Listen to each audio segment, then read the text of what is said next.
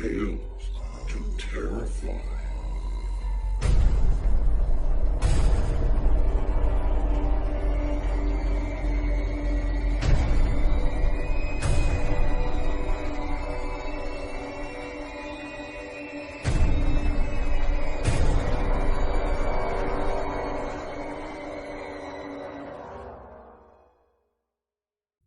Good evening, children of the night. Come in.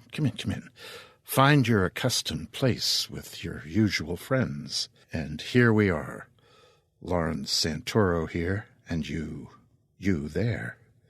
It's the coolest spot in the building right here, and I mean that in so many ways. The day, yes, was horrid, but yesterday was worse. Shoved past the mid-90s toward 100 yesterday, but here, no, Tales to Terrify will cool you, chill you, make you happy all at once. So, settle down. This is the place. The Nook and I will spin a tale for you, give you the benefit of Mike Allan's knowledge and efforts, provide you with news and information, and perhaps a poem.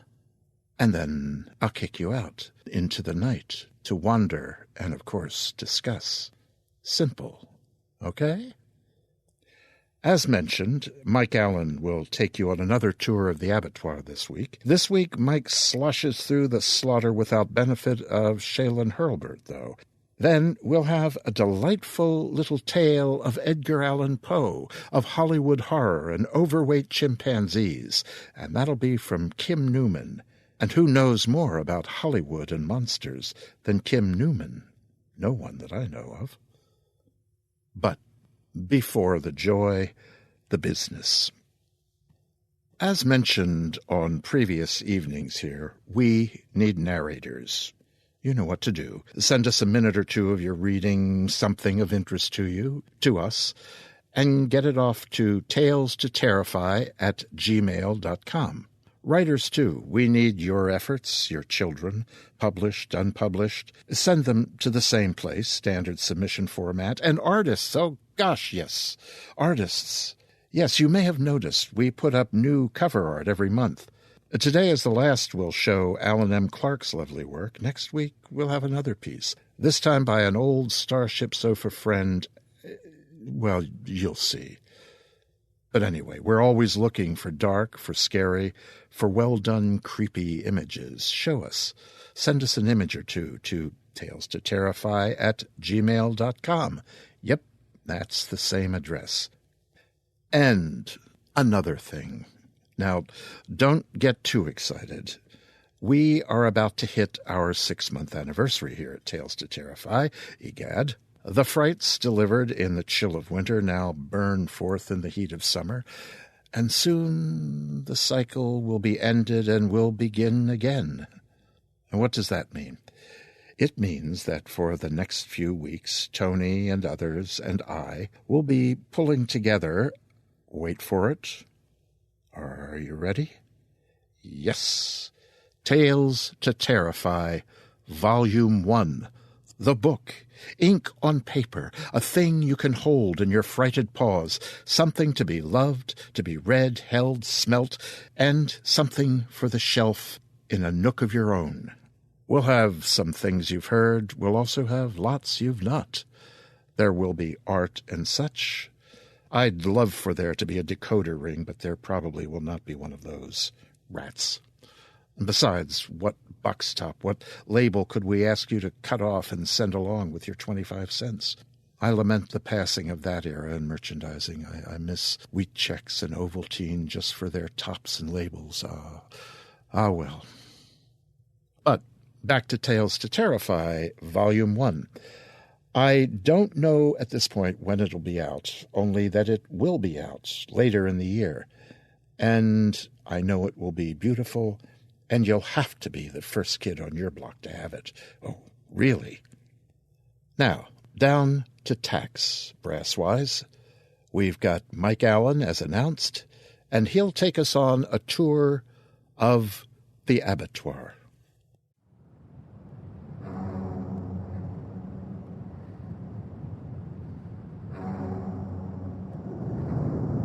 Hello there, Tales to Terrify listeners, and welcome to yet another installment of Tour of the Abattoir. Recently, a friend of mine, the wonderful poet and editor Rose Lemberg, asked me what horror story I would make every teenager read on their 17th birthday. You know, it was hard for me to narrow that answer down to just one. There's a number of horror stories that figure significantly in not just my development as a writer, but my development as a person with a particularly twisted mind. You could say these stories did the twisting. It starts in 3rd grade, when my well-meaning teacher read Poe's The Telltale Heart to a circle of students on Halloween, and my still mutatable 8-year-old brain freaked the hell out. I actually wrote a tiny short story about the experience many years later, which was published in the special Poe-themed issue of Weird Tales in 2009. I share it with you now. It's very short. 6 waking nightmares Poe gave me in 3rd grade. 1.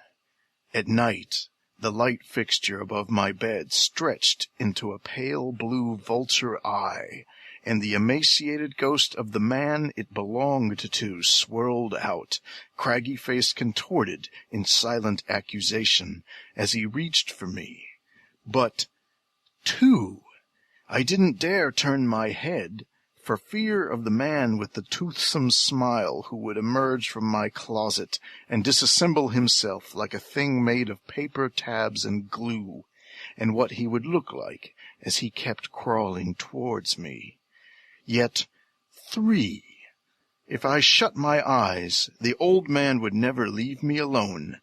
The pounding I heard, not the pulse of blood in my ears, but the beat of his heart, thumping, thumping, thumping, as he lay dismembered beneath my bed. And 4. If I kept my eyes shut, I would feel the deadly rush of air as that long curved blade swung from above, swept lower and lower as I lay wrapped and trapped in my blankets. I could never, ever sleep, and 5. If I did, I would wake up buried, faceless men dumping dirt on me from above as I screamed in my coffin, smothered and alone with the gold bugs that bit and the death watch beetles and hideous throngs of Conqueror worms. But 6. None of it mattered, no matter how many nights I stayed awake and afraid, because soon the great raven that hid in every shadow would pluck out my pale and fluttering soul, and I knew then I would never more see happiness or heaven. That was just the start. Here's some other stories that depth-charged my young mind. H.P. Lovecraft's The Rats in the Walls, Pickman's Model, and The Thing on the Doorstep. Harlan Ellison's I Have No Mouth and I Must Scream. Thomas M. Dish's Descending. Stephen King's Jerusalem's Lot, The Boogeyman, and a number of other stories from his best collection, Night Shift. George R.R. Martin's Sand Kings. Octavia Butler's Bloodchild. Any of the stories in Clive Barker's books of blood. At some point, morbid fascination became addiction, and I saturated myself so deeply in the ways of horror that it transformed into something I loved rather than something I feared. And I still continued to find horror tales that affected me powerfully. The Autopsy by Michael Shea. Styx by Carl Edward Wagner. When Darkness Loves Us by Elizabeth Engstrom. Teatro Grotesco and Purity by Thomas Ligotti. Bulldozer and the Imago Sequence by Laird Barron.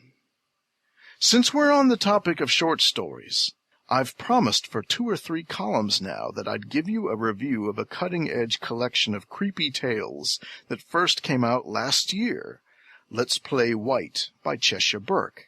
What do you make of a book that earns praise from both new horror master Laird Barron and from internationally acclaimed poet Nikki Giovanni? I think you can safely guess that you're in for something delightfully different. Shiver-inducing horror with an unflinching social conscience, full of grim supernatural events that tear the veil off of an even grimmer reality. So why is it called Let's Play White? The title comes from the opening story, Walter and the Three-Legged King, a tale that signals that gore and gotcha scares aren't really what's on Burke's mind. It's about an unemployed black man who can't catch a break. In addition to all his financial woes, he has to contend with a monstrous rat wreaking havoc in his slum apartment. A gruesome confrontation with the creature takes a surreal turn, and Walter ends up headed for a different kind of horror, as the rat, who turns out to be the king of rats, sweet-talks him into staving off the loss of what little he still owns by surrendering his dignity. The king's words to Walter are, "Let's play white." This doesn't mean assuming a white man's role, but playing the only role a white man will let him have. This is a common thread through Burke's stories. African Americans forced to make horrific choices to survive the hostile environments created for them by the interwoven vectors of poverty and racism. The supernatural elements in these stories become a double-edged sword, offering ways out, but also ways into deeper trouble. The women in these stories have it especially dire, as the men in their own community sometimes fear their power and align against them. Burke takes on a number of different approaches within these parameters.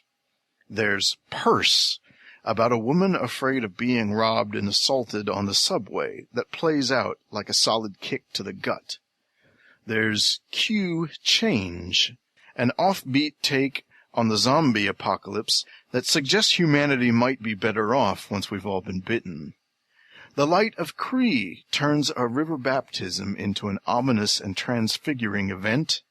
The Unremembered implies that forgetting a cultural history can be fatal, in all senses of the term, and remembering it and sharing it, life-giving. Two longer stories dominate the collection. Chocolate Park follows multiple narrative threads to move us through a brutal tapestry, as the lives of several residents of an impoverished housing project fatally collide. A chain of events that starts with a drug debt brings about escalating retaliation that results in the destruction of a child's innocence, and motivates an old woman who knows voodoo magic to make the ultimate sacrifice in order to set things right. The Teachings and Redemption of Miss Fannie Lou Mason introduces us to a woman with witch-like powers who is begged for help everywhere she goes, then driven off as fear of what's different turns people against her. She recognizes the same talent in a pair of young sisters she meets and tries to teach them what she knows before enemies driven by petty grudges and religious fervor can catch up to her and hunt her down. These stories, while not horror in the way a Laird Barron tale is horror, take the reader into one squirm-inducing situation after another, and dish out their shares of gore, though gore is not the aim. They share in common a theme of an older generation giving up life and limb so the younger generation can have a chance. If I have any nits to pick, it's that some of the tales are too inconclusive to have a lasting emotional impact.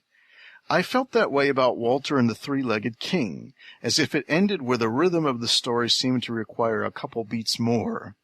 The room where Ben disappeared sets up a fascinating situation in which a black teenager has to magically leave the world to escape a lynching, and it's ambiguous as to whether this means of escape was a desirable thing or not. But I was left feeling there was another shoe that was supposed to drop that never did. These objections, however, are not strong enough to stop me from recommending that you try this collection out. It's published by Apex Books and available anywhere books are sold online. It's a truly unique horror-related experience. So I'm glad I finally got to share that with you, but my obligations to you are hardly over. I'll be talking to you within the next couple installments about a debut novel by Ennis Drake, 28 Teeth of Rage, that just buzzsawed out into the marketplace, and of course Laird Barron's first novel, The Croning, How does it compare to his short game? And my movie reviewing partner, Shallon Hurlburt, and I are coordinating a look at Prometheus, Ridley Scott's prequel to Alien. So there's plenty of reason for y'all to keep coming back. And until then, stay scared.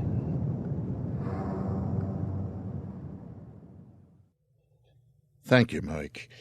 You know my relationship with Poe, my grandfather's reading of his stories as poetry with me snuggled next to him, following along. That was my first peek into literature. For my kidhood, Poe was poetry. His dark tales inspired a lifetime of reading and an urge to dig among other dusty volumes of dark tale spinning.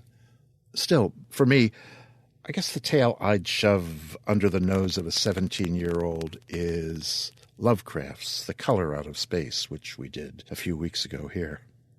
And about Chesia Burke, we'll soon have one of her tales from Let's Play White. In a few weeks, we'll present Q Change, read for us by Chicago actor extraordinaire Jamie Black.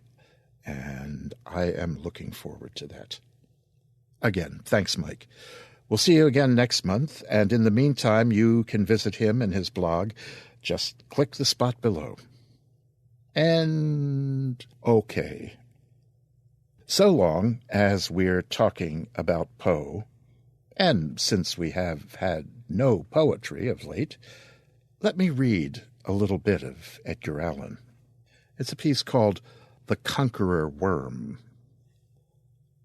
Lo, 'tis a gala night within the lonesome later years, an angel throng, bewinged, bedight in veils, and drowned in tears, sit in a theatre to see a play of hopes and fears, while the orchestra breathes fitfully the music of the spheres.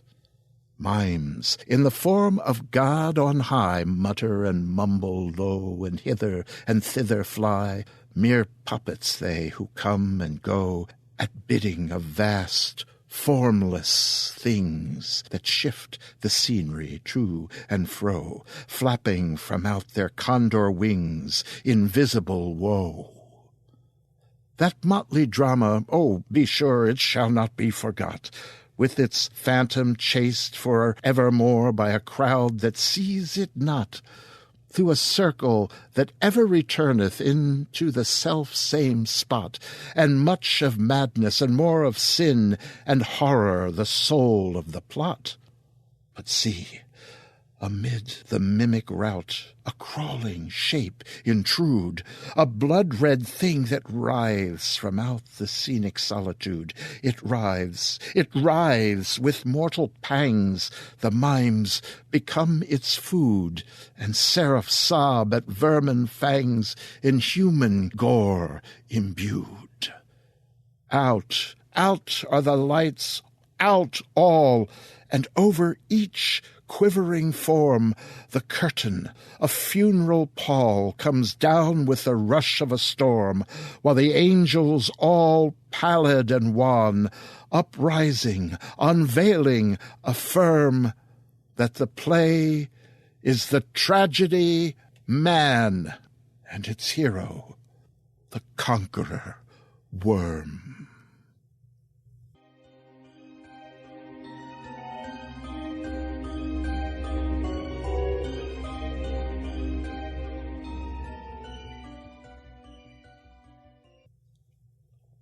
Okay. At 4 years of age, I had no idea, but Pop-Pop was a good reader and made everything sound scary, and I loved hearing him read, and being snuggled close and safe from all those things out there in the world that could get you and eat you and worse, scare you, was always such a joy.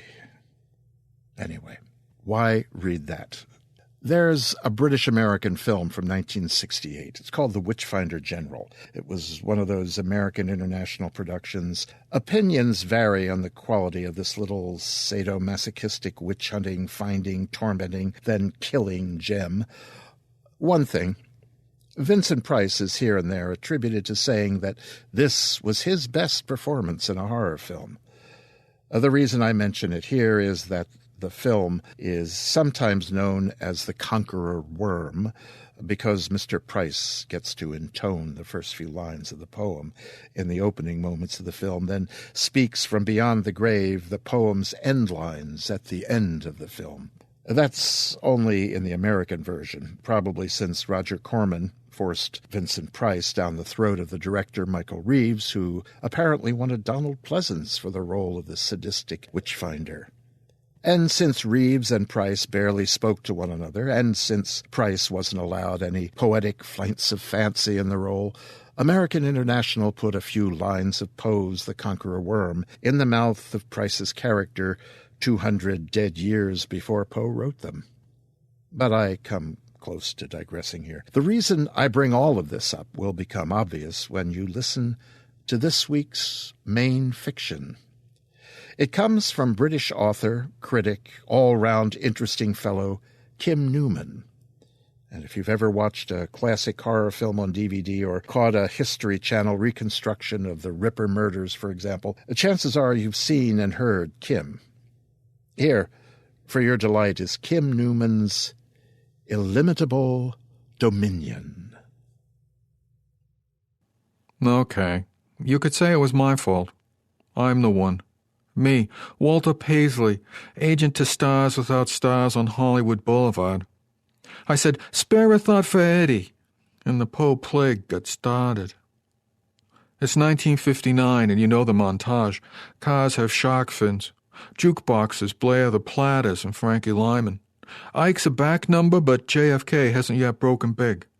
The commies have put Sputnik in orbit, starting a war of the satellites. Coffee houses are full of beards and bad poetry. Bumba the Chimp, my biggest client, has a kiddie series canceled out from under him. Every TV channel is showing some Western, but my pitch is for the Cherokee Chimp, the Monkey Marshal of Mesa City, and Boomba Goes West. The only network I have an in with is Dumont, which shows how low the Paisley agency has sunk since the heyday of Jungle Jillian and her Gorilla Gorillas, with Boomba as the platoon's comedy relief mascot. And the Champ, the Chimp, and the Imp, a washed-up boxer, is friends with a cigar-smoking chimpanzee and a leprechaun. American International Pictures is a fancy name for James H. Nicholson and Samuel Z. Arkoff sharing an office. They call themselves a studio, but you can't find an AIP backlot. They rent abandoned aircraft hangars for sound stages and shoot as much as possible out of doors and without permits. At the end of the 50s, AIP are cranking out 30, 40 pictures a year, double features shoved into ozoners and grindhouses, catering to the Clearasil crowd. They peddle toofers on low-budget juvenile delinquency, reform school girl with runaway daughters, affordable science fiction, terror from the year 5000 with The Brain Eaters, inexpensive chart music, rock all night with The Ghost of Dragstrip Hollow, cheapskate creatures. I Was a Teenage Werewolf with The Undead, frugal combat, Suicide Battalion with Paratroop Command, or cut-price exotica, she-gods of Shark Reef with Teenage Caveman. When Jim and Sam try for epic, they hope a marquee-filling title, the saga of the Viking women in their voyage to the waters of the great sea serpent, distracts the hot rodders from subminimal production values and a 90-cent sea serpent filled in choppy bathwater. The AIP racket is that Jim thinks up a title, say, The Beast with a Million Eyes, or The Cool and the Crazy, and commissions lurid ad art which he buries in hard-sell slogans. He shows ads to exhibitors who chip in modest production coin. Then a producer is put on the project. Said producer gets a writer in over the weekend and forces out a script by shoving peanuts through the bars. Somebody has to direct the picture and be in it, but so long as a teenage doll in a tight sweater screams on the poster, at a monster, a switchblade, or a guitar player, no one thinks too much about them. Sam puts fine print into contracts, which make sure no one sees profit participation and puffs cigars at trade gatherings. Roger Corman is only one of a corral of producers. Bird I. Gordon and Alex Gordon are others, on AIP's string, but he's the youngest, busiest, and cheapest. After, to his mind, wasting half his budget hiring a director named Wyatt Ordung, a 1954 masterpiece called The Monster from the Ocean Floor, Roger trims the budgets by directing most of the films himself. He seldom does a worse job than Wyatt Ordung. 5 critics in France and 2 in England say Roger is more interesting than Conqueror or Zinnerman. Although unaccountably, it conquered the world, missed out on a Best Picture nomination. Then again, Mike Todd wins for Around the World in 80 Days. I'd rather watch Lee Van Cleef blowtorch a snarling turnip from Venus at 68 minutes and David Niven smarm over 200 smug cameo players in far-flung locations for 3 or 4 hours. You don't have to be a contributor to Cayenne du Cinema or Sight and Sound to agree. After 60, 70 films inside 4 years, it gets so Roger can knock 'em off over a weekend. No kidding. Little Shop of Horrors is made in 3 days because it's raining and Roger can't play tennis. He tackles every subject within certain Gem and Sam imposed limits. He shoots movies about juvenile delinquent girls, gunslinger girls, reincarnated witch girls, beatnik girls, escaped convict girls, cave girls, Viking girls, monster girls, Apache girls, rock and roll girls, girls eaten by plants, carnival girls, sorority girls, last girls on earth, pearl diver girls, and gangster girls. Somehow he skips jungle girls, else maybe Boomba would land an AIP contract. The thing is, everybody except Sam, who chortles over the ledges without ever seeing the pictures, gets bored with the production line. Another week and it's Blood of Dracula plus High School Hellcats. Ho-hum. I don't know when Roger gets time to dream, but dream he does, of bigger things. Jim thinks of bigger posters, or at least different shaped posters. In the 50s, the enemy is television, but AIP product looks like television. Small and square and black and white and blurry, with no one you've ever seen of wandering around Bronson Cavern. Drive-in screens the shape of windshields, but the typical AIP just lights up a middle slice. Even with Attack of the Crab Monsters, the Amazing Colossal Man, and the She-Creature triple built, kids are restless. Where's the breathtaking CinemaScope, glorious Technicolor, and stereoscopic sound? 3D is come and gone, and neither Odorama nor William Castle's butt buzzers are goose in the box office. Jim or Roger get a notion to lump together the budgets and shooting schedules of 2 regular AIP pitches and throw their all into one 85-minute super production. Together, they browbeat Sam into opening the cobweb checkbook. This time, Mike Todd, well, not Mike Todd since he's dead, but some imaginary composite big shot producer, will have to watch out come Oscar season. So, what to make? In England, they start doing horror pitches in color with talented actors and starched collars and proper sets. Buckets of blood and girls in low-cut nightgowns are included, so it's not like there's art going on. Every other AIP quickie has a monster in it, so the company reckon they're expert at fright fare. There's your answer. Roger will make a classy, but not too classy, horror. Jim can get Vinnie Price to star. He's been in that butt-buzzing William Castle film for Columbia and a 3D House of Wax for Warner's, and is therefore a horror name. But his career is stalled with TV guest spots on debatably rigged quiz programs or as fairly fruity actors touring Tombstone on Western shows. After Brando, well-spoken dinner-jacketed eyebrow archers like him are out of A pictures. What Jim and Roger don't have is a clue as to what their full-color widescreen spooktacular should be about. They just know Revenge of the Crab Monsters or The Day After the World Ended won't cut it. Enter Walter Paisley, with a signet paperback of tales of mystery and imagination. No, it isn't altruism, it's all about the client. Boomba's out of work, and eating his weight in bananas every single day. Bonzo and Cheetah have a lock on working with Dutch Reagan and Tarzan, so my star is unfairly shut out of the town's few chimp-friendly franchises, unless he's willing to do dangerous vine-swinging, crocodile-dodging stunts those precious primates want to duck out of. Therefore, I'm obligated to scare up properties suitable as vehicles for a pot-bellied chimpanzee. I ponder a remake of King Kong with a chimp instead of a gorilla, but RKO won't listen. I pitch a biopic of Major Sam, America's monkey astronaut, but that goddamn Russian dog gets all the column inches. In desperation, I ask an intern who once had a few weeks of college about famous out-of-copyright stories with monkeys in them, and get pointed at murders in the Rue Morgue. Okay, so strictly the killer in that yarn is an orangutan, not a chimpanzee. But every film version casts a guy in a ratty gorilla suit, so Boomba is hardly wider the author's original intent. I know of AIP's horror quandary. A light bulb goes on over my head. I dress Boomba up in a fancy suit and cravat and beret for the Parisian look, and teach him to wave a cardboard cutthroat razor. I march the chimp into Jim and Sam's office, just as Jim and Roger are looking glumly at a sketch artist holding up a blank board, which ought to be covered with lurid artwork boosting their breakout film. Tragically, Boomba compromises his employment prospects by crapping his velvet breeches and grabbing for Sam's foot-long cigar. But my Poe paperback falls onto the desk, and Roger snatches it up. He once read some of the stories and thinks he particularly liked The Fall of the House of Usher. Sam objects. The kids who go to AIP pitches have to study Poe in school and will therefore naturally hate him. But Jim remembers Universal squeezed out a couple of Poe pitches and racked up fair returns back in the Boris and Bella days.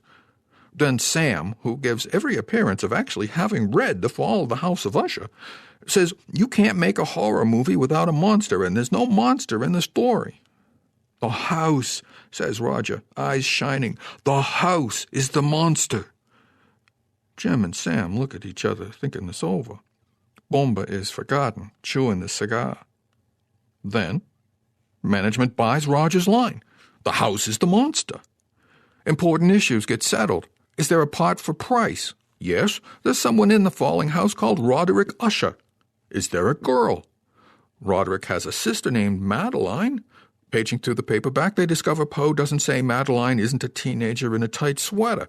I suggest that the thin plot of the 18-page story would be improved if a killer chimp escaped from the Rue Morgue and broke into the House of Usher to terrorize the family. And no one listens. Jim and Roger run with The Fall of the House of Usher. They happily read out paragraphs in Vinnie Price accents. The sketch artist covers his board with a falling house. Vinnie lifting a terrified eyebrow, a buried alive babe in a tight shroud. Coffins, crypts, skeletons, an atomic explosion, which gets rubbed out quickly, and slogans ripped from Poe prose. He buried her alive to save his soul. I heard her first feeble movements in the coffin. We had put her living in the tomb. Edgar Allan Poe's overwhelming tale of evil and torment. I see my slice of the deal vanishing along with Sam's cigar. Eddie is dead and long out of copyright, so there's no end for him. This cheers Sam up, since he's been all a-tremble at the prospect of having to buy rights for some horror book from some unwashed writer. So just when it would take a steam train to stop AIP making The Fall of the House of Usher, I mention I am the agent for the Edgar Allan Poe Society of Baltimore and can easily secure permission for a nominal fee for the use of the author's name, which they have registered as a trademark. For a few moments, the room's quiet. No one believes me. Sam is skeptical, but I tell him the reason Poe's middle name is so often misspelled is to avoid dues payable to the EAPSOB. He mulls it over. He swallows it because it makes sense to him. He's ready to argue for going with Edgar Allan Poe's House of Usher as a title before Jim and Roger shot him down. Sam doesn't care about critics, but little slivers of Jim and Roger do, so they're ready to strike a deal on the spot. I have a pre-prepared contract which needs crossings out, as it's for a monkey actor rather than an august body as trademark lesser, but it'll still do. As soon as I'm out of the office, I found the Edgar Allan Poe Society of Baltimore and start paperwork on trademark registration. It turns out I'm not even the first in the racket. Edgar Rice Burroughs and Mark Twain, or their heirs, have beaten me to it. The deal may not be 100% kosher, but AIP's check clears. Probably they just want to shut me out since I'm theoretically responsible for bringing them the property.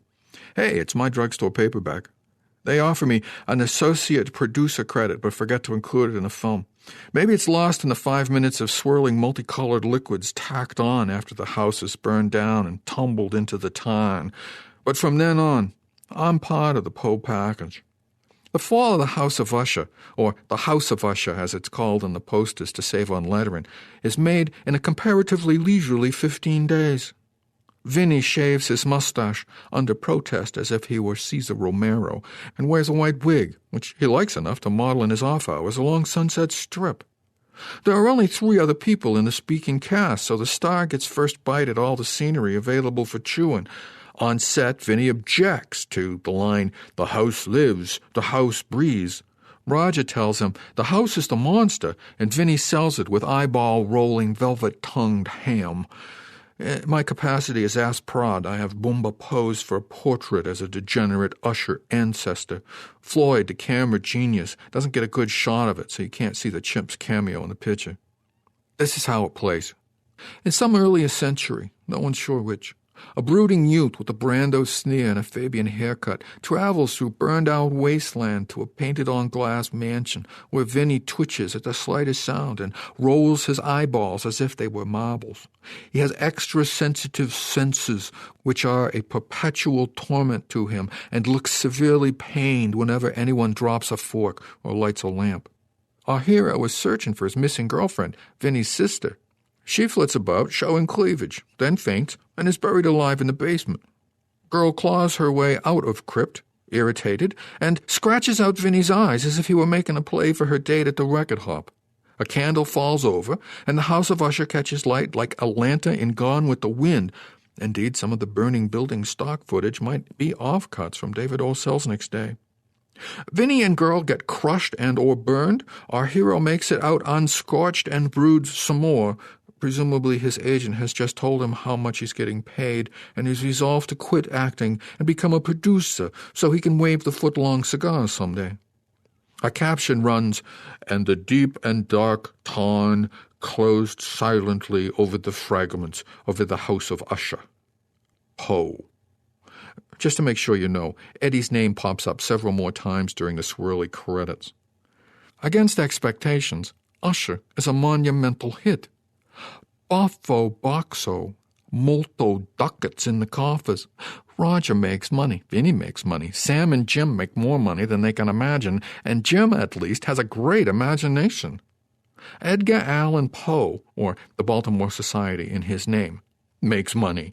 Even Bumba gets residuals for the use of his unseen likeness. There actually are residuals, and Sam has to find out how to pay them. The matter never came up with Voodoo Women or Phantom from 10,000 Leagues. Naturally, being Hollywood, this means only one thing: sequels. The first pass runs to pitches like Return to the House of Usher, only there's a stinking tarn where the old homestead used to be, so few dramatic possibilities not involving expensive underwater photography present themselves. I spin a story out of my head in which Roderick Usher's ghost crawls out of the tarn as a green monkey with flippers. Jim sees straight off that I'm angling a star role for Bumba and nixes the approach. It'd be easy to take offense. After all, the chimp is a better actor than the duck-tailed hoodlums AIP put ruffs, doublets, and floppy tasseled hats on in subsequent movies. Skipping through my now dog-eared and broken-spined tales of mystery and imagination, Roger gets excited about the pit and the pendulum. The slavering sketch artist, about whom I'm starting to worry, draws a teeny bopper in a tight sweater, strapped down in a pit, while Vinny swings a blade over her bassoons. Jim and Sam love this and are disappointed when Roger looks up the story and finds out it's a guy in the dungeons of the Spanish Inquisition. Never mind, he says, the pendulum's the monster. By this he means the torture angle is grabby enough without the added distraction of bassoons. The artist rubs out the bosomage and puts in a manly chest, revealed through pendulum slashes in a frilly shirt. So Pet and the Pendulum gets a green light. Even Sam sees one picture for the price of two is a better deal if it hauls in 10 times the gross of the average 4 old-style AIP creature features. He quietly squelches Bird-Eye Gordon's Puppet People versus the Colossal Beast Project, and Alex Gordon's long-cherished She-Creature meets the old-time singing cowboy script, and pours added shekels into Pit. It's AIP's big hope for 1961. Only problem is, Pit and the Pendulum isn't a story. It's just a scene. Guy in a pit, nearly sliced by pendulum, escapes. Even Roger can't spin that out to feature length with long shots of dripping walls, gnawing rats, and Vinny licking his lips. The problem is solved, unusually, by the writer. Dick Matheson takes his Usher script, changes the name, and drops the climatic house fire in favor of pit pendulum business. This time, brooding youth, not the same one, though you'd be hard-pressed to tell the difference, is looking for his missing sister, and she's married to Vinny. But she's still buried alive, twice, as it happens. The Usher sets are back with new painted flats and torture equipment to bump the house up to a castle. The establishing shot is a bigger glass painting with crashing waves included. Vinny keeps his mustache, which saves behind-the-scenes drama, and wears tights, always a big favorite with him. One morning I wake and find I've grown a mustache too. Plus I'm thinner, paler, and more watery-eyed. And my wardrobe, which was once full of snazzy striped threads, runs to basic black. I don't think much of it because the times they are a-changin'. Pitt is, if anything, bigger, buffier buckso than Usher, and the walls start closing in. Tales of Terror gets through its remake of House of Usher in the first reel and calls it Morala. Then it runs through The Black Cat and A Cask of Amontillado. Peter Lorre and Vinny compete in a face-pulling contest for the second act. Finishing up with The Facts in the Case of Monsieur Valdemar. Bad-tempered Basil Rathbone turns Vinny into a nearly liquid mass of loathsome, of detestable putrescence. Since most of the pages are now torn out of my book, I venture the opinion that we're using up Doable Poe at an alarming rate, especially since AIP are cranking out more than one of these pitches a year. I try to get Rue Morgue back on the table, determined Bumba will have his comeback before the well runs dry. After only 1.5 remakes of House of Usher, everyone is bored again. The curse of success in this business, if you ask me, and trying to break out. First, Roger sneaks off to do The Premature Burial at another outfit, with Ray Milland playing Vincent Price, but Sam and Jim buy into the deal, so Roger's sucked back in. Premature isn't quite as much of a remake of Usher as Pitt and Morella, but it's a remake of the scheme to drive the husband-crazy subplot Matheson padded out Pitt with. Roger wants to hop far off and make, socially significant movies about segregation. He winds up buried alive in Venice, California, in those standing Danny Haller sets, decaying mansions with stock furniture, tiny soundstage exteriors with false perspective stunted trees, dry ice mist pooling over bare floor. Piqued that Milland is daring to usurp his shtick, Vinny hares all over the library doing Master of the World, Confessions of an Opium Eater, Twice Told Tales, Diary of a Madman, and Tower of London. In Vinny's mouth, Verne, De Quincey, Hawthorne, de Maupassant, and Shakespeare somehow turn into Poe. Brooding youths, velvet jackets, buried alive girls, Vinny a flutter. Crypt in the basement, house burns down, swirly credits. The Shakespeare, Tower of London is Richard III translated into English, is directed by Roger, who swears he can't remember being on the set. He admits it's possible the film got shot during a blackout he had during a screening of a Russian science fiction film he was cutting the special effects out of to fit around rubber monster scenes shot by some kid to see release as Rocket Voyage to the Planet of Prehistoric Women of Blood. Meanwhile, Vinny is muy fortunado, lording it over the castles of AIP, hawking Sears Roebuck art selections and cookbooks on the side. Even the critics start noticing they get the same picture every time. Recalling that this happened before, I propose an ingenious solution. When Universal got in a rut with Frankenstein, Dracula, and Mummy pictures, they had the monsters meet Abbott and Costello. Comedy killed off the cycle. Once you've laughed at a horror, it's never frightening again. Since Lou's passed away, we can't get the team back. But I suggest it would at least triple the hilarity if Bud's new comedy partner is a rotund, talented chimpanzee. And AIP can launch a new series with Abbott and Bumba meet the Black Cat. It'll slay 'em in the stalls when Bumba starts tossing loathsome, detestable putrescence at Vinny Price's mustache. We can bill Bumba as the chimp of the perverse. Before I sell Jim, Sam, and Roger, not to mention Bud Abbott on this, Matheson dashes off a funny remake of House of Usher, purportedly based on The Raven. It breaks my heart to tell Boomba he's been benched again, but the Ask Prod gig is still live, and EAP SOB dues are pouring in. The Raven, for comedy value, casts Vinny as the brooding youth in tights, makes the buried alive chick a faithless slut, and has Boris Karloff play Vincent Price. The castle still burns down in by now scratchy stock footage, which almost counts as a joke. Laurie is in it too, driving Karloff nuts, making up his own dialogue. The Juve is some piranha-toothed nobody who lands the job by spreading a false rumor he's Jim Nicholson's illegitimate son. When it comes out that he isn't, Sam swears that the grinning kid will never work in this town again, though it's too late to cut him out of the terror. Yet another remake of House of Usher that Roger shoots in 3 days because he still has Karloff under contract. The twist here is that the house is washed away rather than burned down. After sending the cycle up with the Raven and cynically hammering it into the ground with the Terror, there's no way this perpetuation of Poe can persist, so relief all around in a sense everyone can move on to better, or at least new, things in 1964. Jim thinks H.P. Lovecraft would be the new Poe and buys up a ton of his stories. Yes, AIP layout for film rights. Banner headlines in Variety. Having missed out with Verne, Hawthorne, De Quincey, and the other bums, I found the Howard Phillips Lovecraft Society of Providence. I pore through The Outsider and others, determined to find a tale with a good part for a chimp. The best I can manage is a rat with a withered human head in Dreams in the Witch House, which should be close enough. But first up on AIP's Lovecraft schedule is The Case of Charles Dexter Ward, only it's going to be The Curse of Charles Dexter Ward. Curse, which sounds like swearing and violence, is a better movie title word than case, which sounds like measles and bed rest. For some reason no one can fathom, Roger wants the non-bastard Nicholson to play Charles Dexter Ward.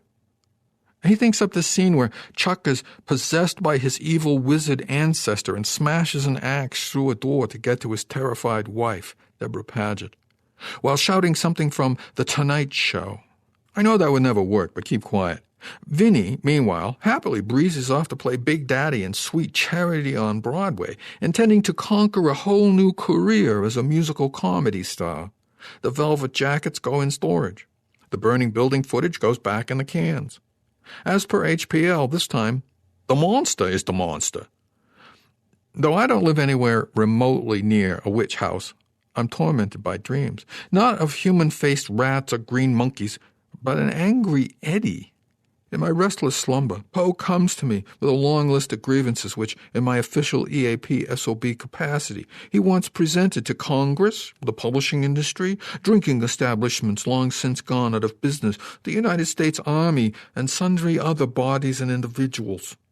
With his name writ large on panoramic magic lantern screens undreamed of even in the 1003rd tale of Scheherazade, he feels he has the attention of a general public who once gave him the shortest of shrifts, and wishes to plead for a redress of wrongs done long ago. I put these dreams down to the rich foods I'm able to afford thanks to Ask Prod fees, and think hard about cutting down on lunches. At the Charles Dexter Ward preview, we find out something mysterious and beyond imagining has happened during production. I settle into my seat with a big bucket of popcorn Sam has made me pay for, certain that the HPL SOP is going to trash the EAB SOB in the coming fiscal year. The lights go down, the curtains crank open, and the projector whirs. The AIP logo fills the screen. The opening title is not H.P. Lovecraft's The Curse of Charles Dexter Ward, but Edgar Allan Poe's The Haunted Palace. There's a rustling, creeping, susurrating, terror-filled sensation in the house. The wet cigar falls from Sam's open mouth. Roger puts on dark glasses and starts to cry. Jim gets up and checks with the projectionist that this is the right film. I know now we're all cursed. It will never be free of Eddie Poe Rex. The velvet jackets are back. The fog swirls in those same tiny sets. There's a crypt in the basement where the monster lives. It's out of focus.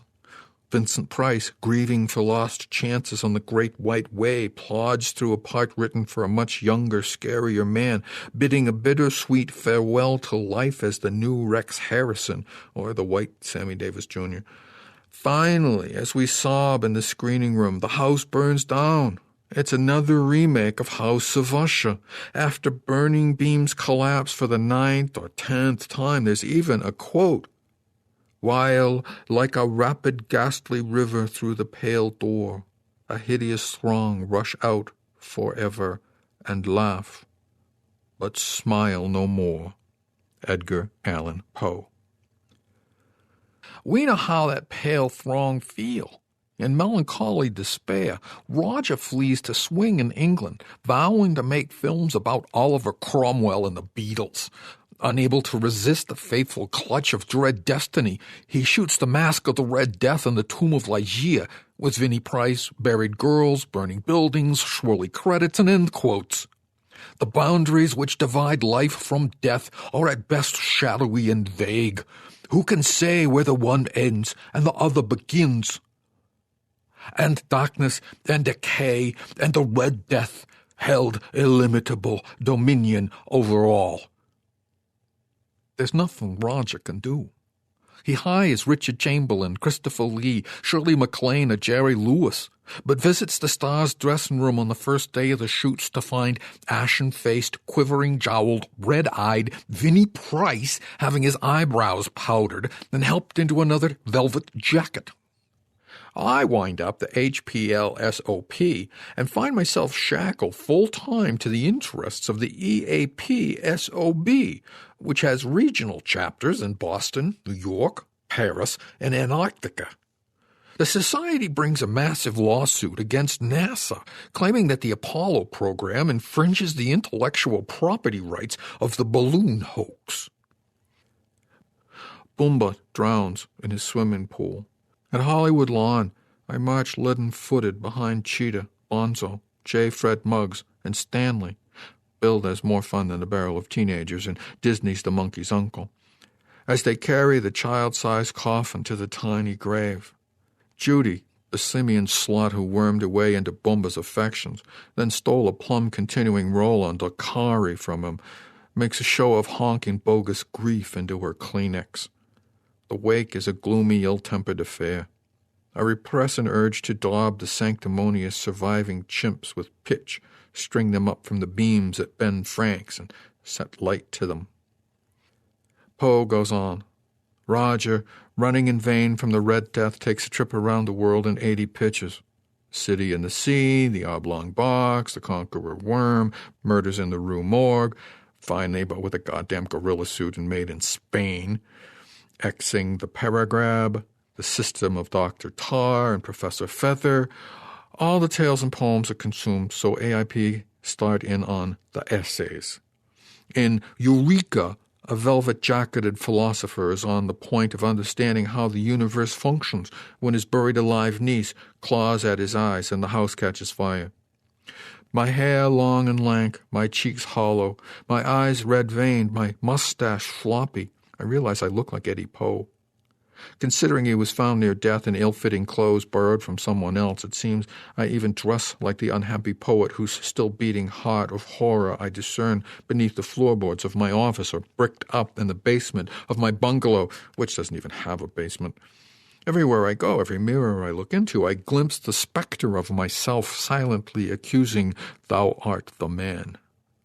I am that unhappy master who unmerciful disaster followed fast and follows faster, till my songs one burden bore, till the dirges of his hope at that melancholy burden bore, of never, never more. But I'm not alone in being by horror haunted, by Eddie ensnared, by Allan alienated, by Poe persecuted. By now it's not just Roger films and Vinnie vehicles. It's everything Jim and Sam put into production. Alongside remakes of The House of Usher, AIP are doing annual reunions of Beach Party, itself a thinly disguised remake of Gidget, with beach bums and bikini babes surfing and smooching to tunes of Frankie and Annette, plus comedy Hell's Angels led by Rocco Barbella from Bilko. Even in the first Beach Party, the first signs are there when Big Daddy, who runs the hangout shack on the beach, looks up and turns out to be Vincent Price. AIP, try a James Bond skit and it comes out as Dr. Goldfoot and the Bikini Machine with Vinnie Price using a razor pendulum to part Frankie Avalon's hair. Soon all beach pictures bear the mark of Poe. Buried Alive Bikini, Beach Blanket Berenice, Muscle Beach Metzengerstein. Annette spends more time in a shroud than a bathing suit, with a black cat entombed in her beehive hairdo. Rod Usher takes over the Hells Angels wearing a studded velvet jacket and a floppy tasseled cap and complains that the revving of bikes is torture to his oversensitive ears. We're all drinking heavily now and choking on the poison. The Hollywood Reporter prints an item that Jim is on the point of marrying his 13-year-old cousin. Variety claims Roger is trying to raise funds for a Southern literary magazine when he ought to be shooting a motor racing picture in Europe. At the Brown Derby, they say Sam is never seen without a raven flapping ominously after him, croaking whole stanzas. Vinny lands a primetime comedy special, but it comes out as An Evening with Edgar Allan Poe. My second-best client, a rare and radiant exotic dancer who the angels name Lenore, flies from my agency door, and I spend much time agonizing about her lost and lovely tassels. Still, it continues. AIP try a war picture. It turns out to feature a brooding young commando who storms a Nazi castle in search of his missing girlfriend and finds Vinny in a velvet SS uniform before inevitable torture, burial alive, and burning down. With his producer's hat on, Roger sends some film students and the Nicholson kid into the desert to make a Western, and they come back with Vinny as an accursed cattle baron, doppelganger gunslingers, and a cattle stampede flattening the ranch house in place of the fire. Rocket Voyage, the planet of prehistoric women of blood, eventually sells to television with the hammer and sickle insignia on the spacecraft blotted out. It is somehow re-edited. A brooding young astronaut lands on a haunted world where Mr. Touch-and-Go Bullethead, Vincent Price, rules a telepathic tribe of ululating bikini girls who are interred living within the tomb as doom-haunted dinosaurs set fire to the whole planet. Then it's not just American International. The plague shows up as little things in little films. 2 cavalry troopers called William Wolfson in the Great Sioux Massacre.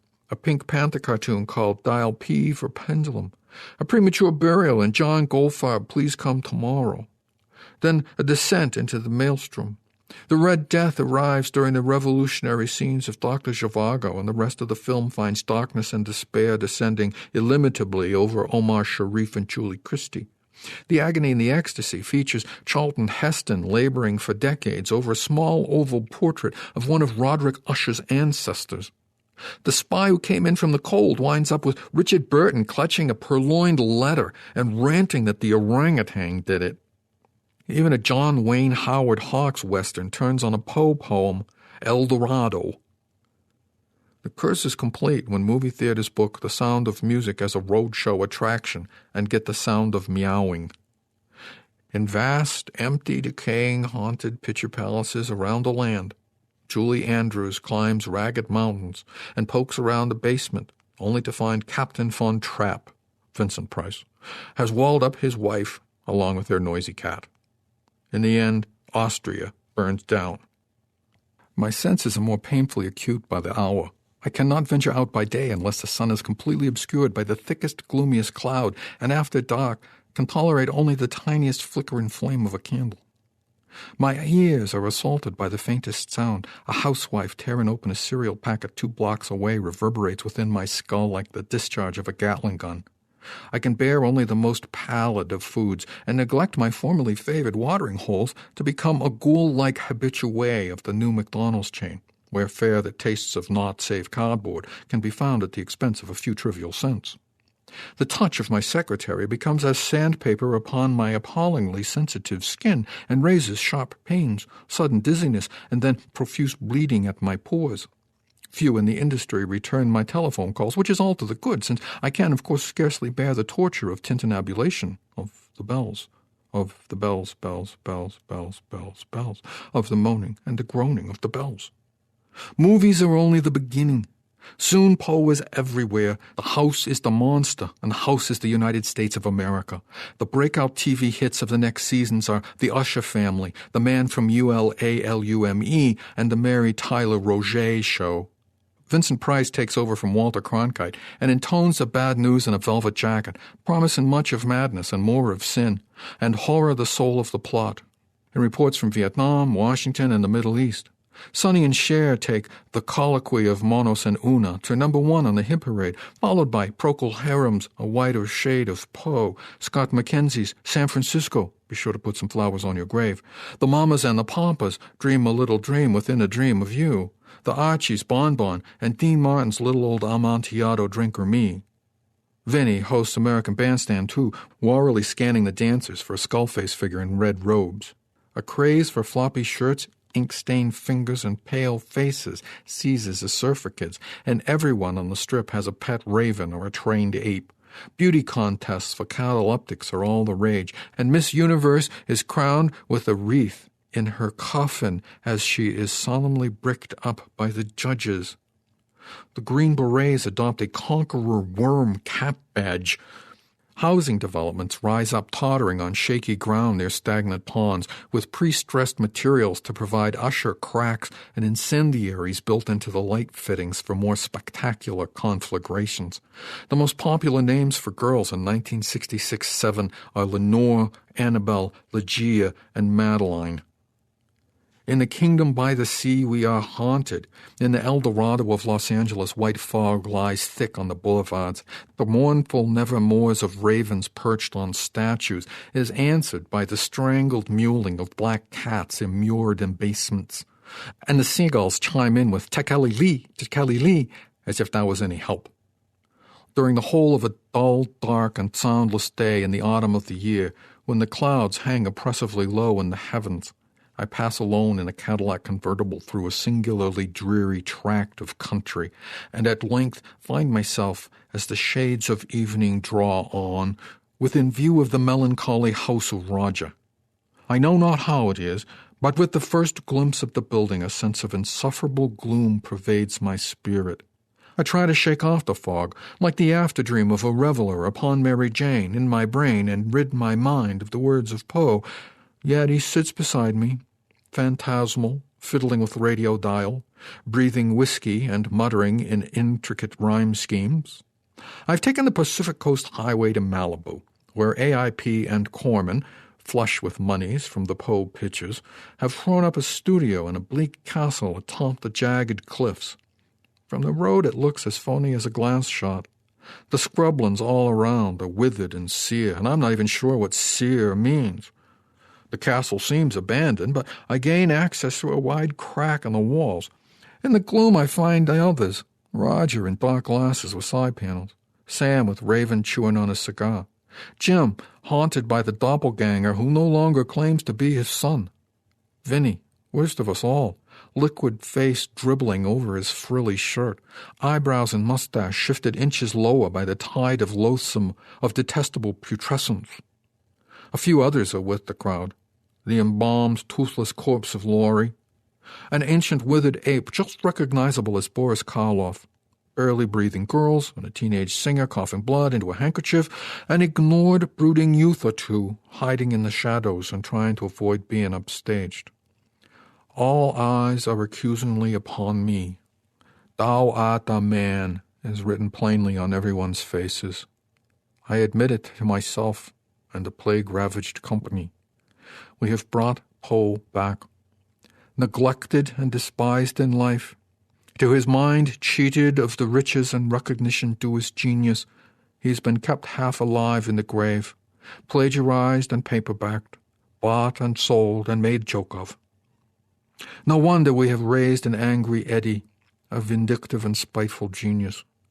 This time he's caught on, and he will not let go, not of us, and not of the world. This is the dawning of the age of Edgar Allan, the era of mystery and imagination. We have ushered it in, but we are to be its mummified, stuffed, walled-up victims, the sacrifices necessary for the foundations of even the shakiest edifice. I have a new horror. It seizes my brain like a vulture's, no, a raven's talons. I hear the faint whisper of nails against wood, the tapping of hairy knuckles against a coffin lid, that first gibber of fear before the awful realization takes hold. I can hear Bomba and know that, through my neglect, I have suffered him to be buried alive. The gibber becomes a snarling, hooting, raging, clawing shriek. The tapping, as of someone gently rapping, becomes a hammering, a clamoring, a gnawing, a pawing, a crashing, a smashing. Wood breaks, earth parts, and long-fingered, bloodied, torn-nailed, horribly semi-human hands grope for the bone handle of a straight razor. Jim and Sam want to know what to do, how to escape. To them, every contract has a get-out clause. Roger and Vinny know this isn't true. Without, a storm rages. The heavens rage at the sorrows of the world. A door opens with a creak. The attenuated shadow of a chimpanzee is cast upon the flagstones, gleaming cruel blade held high. We turn to look. Our capacity for wonder and terror long since exceeded. Brush fires burn all around, struggling against the torrents. The crack that runs through the castle, the crack that runs through California, widens with great shouts as of the planet itself in pain and terror. 1,000,000 tons of mud is on the march, and we stand between it and the sea. The walls bend and bow like painted canvas flats. A candle falls, and flames spread. A maiden screams. A burning bird streaks comet-like through the air. The ape's clutches at my throat, the razor held high. In Bomba's glittering, baleful eye, I discern cruel recognition. Vinny, before the burning beams come down, has to have the last quote. The screenplay is the tragedy of man, and its hero, the conqueror worm. Edgar, Allan.